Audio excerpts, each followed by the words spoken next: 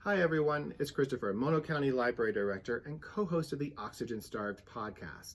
I'm back with Book Talk Friday on a rather wintry spring day here in the Eastern Sierra with two books, one old and one new, that you can get from the library.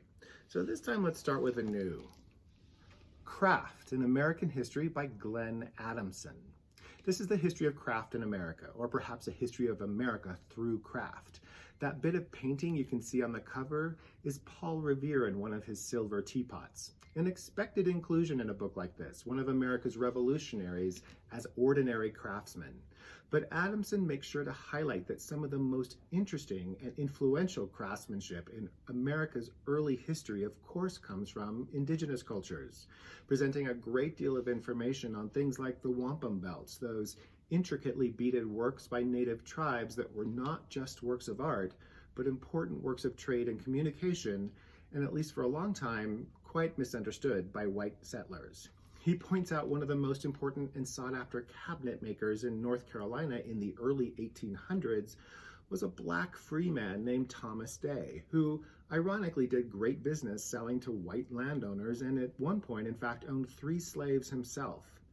Adamson puts a pin in the balloon of our tradition of Betsy Ross and the American flag, but shows over and over again the important contributions women made to American craftsmanship over the centuries.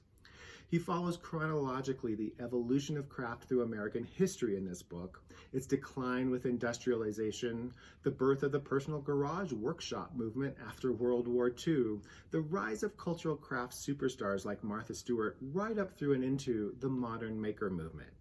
Now, Craft has received great reviews for Adamson's research and insights coming together in a very readable book, and he doesn't flinch away from asking us how much we really should appreciate the work of so many artisans around us.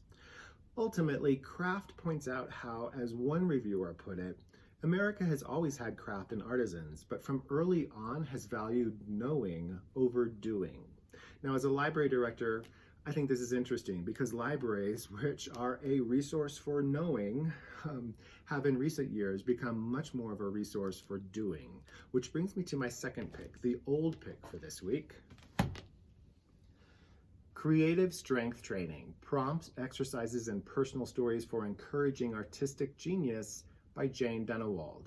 This book came out in 2016 and is an important book in Mono Library's new Makerspace collection that you can find on the second floor of the Mammoth Lakes Library.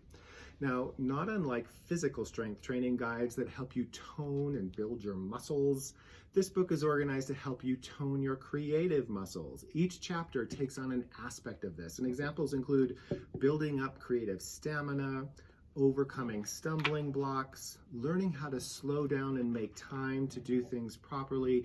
Each chapter is well organized and has a cross-training exercise to help the training sink in and take hold. Each chapter also has contributions from artists who inspire you by stating how the chapter's exercise has helped them evolve in their own craft. For any of you who are creative by nature but have found that brain fog of last year freezing up your creativity, this book may help you break the ice. As I mentioned before, you'll find creative strength training in our new Makerspace collection, which you can see behind me, joining a wide variety of maker books, ranging from books on building robots to creating chain reaction machines to my favorite, The Little Book of Whittling, Passing Time on the Trail, on the Porch, and Under the Stars.